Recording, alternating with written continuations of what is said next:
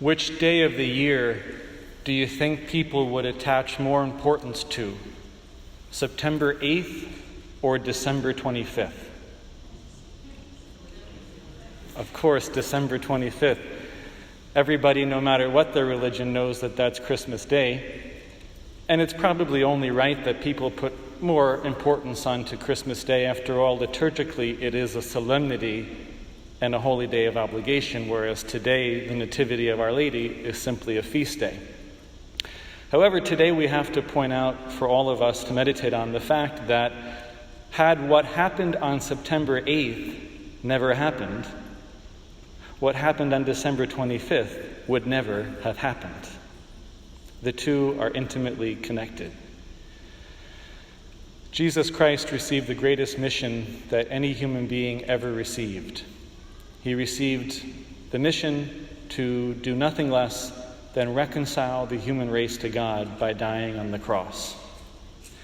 The Blessed Virgin Mary received the second most important mission that any human being ever received, and that was to give birth to and to raise the Messiah. Jesus was only able to fulfill his mission because the Blessed Virgin Mary first fulfilled hers. And the Blessed Virgin Mary was only able to fulfill her mission because on this day, her parents allowed her to be born.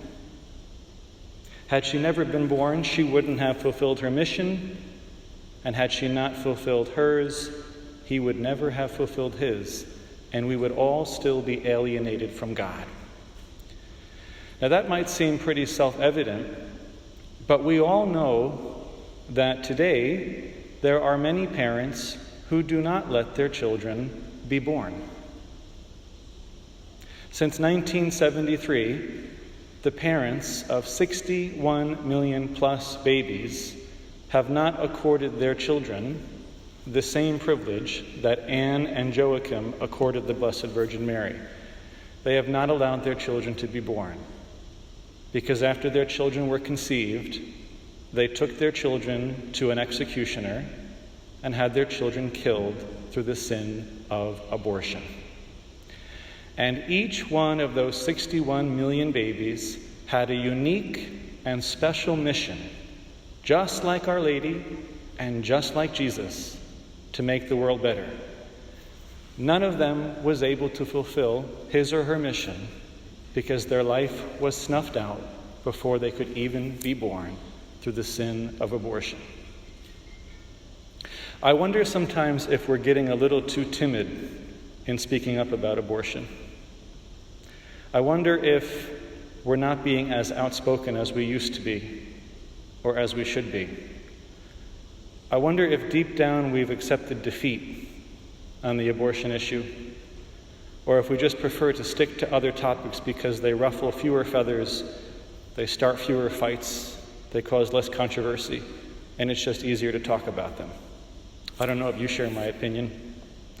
I saw an article recently in a Catholic publication about a religious sister who was presented in this particular article as the model Catholic and the model nun.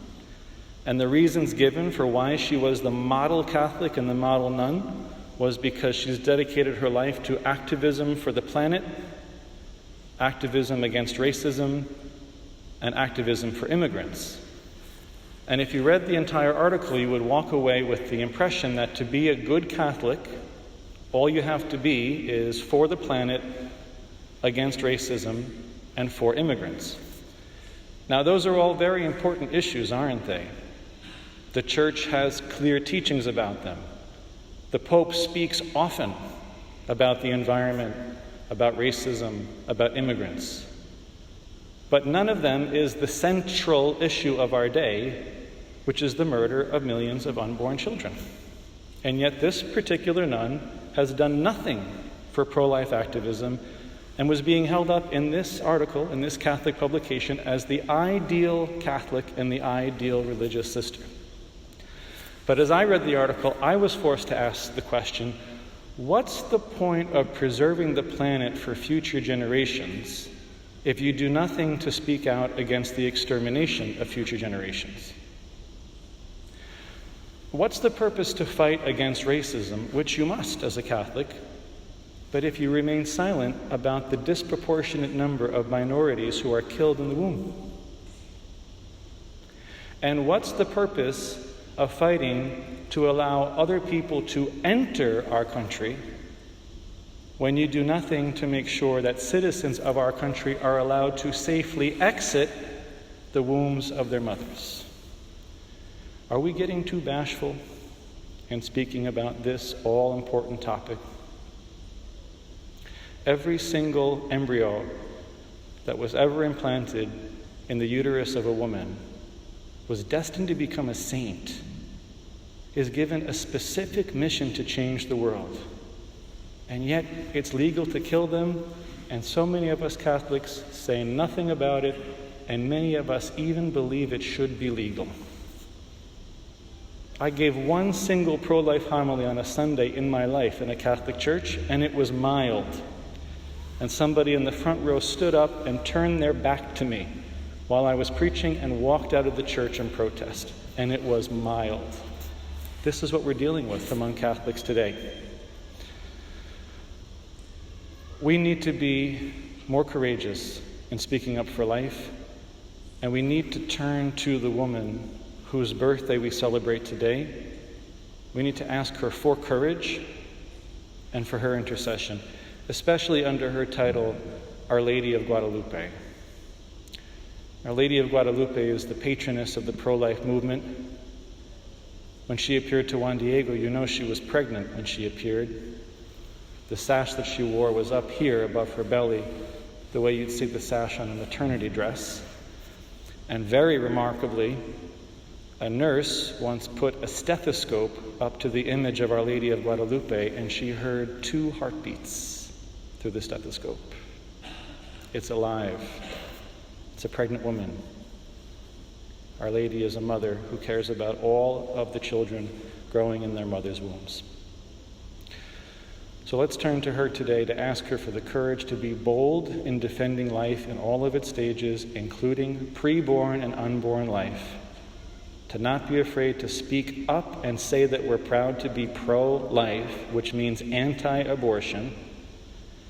And let's ask Our Lady today to intercede for every little child still growing in its mother's womb, that each one of them may be given the privilege that Mary was given by her parents on this day 2,000 years ago, the privilege simply to be born. Our Lady of Guadalupe, pray for us.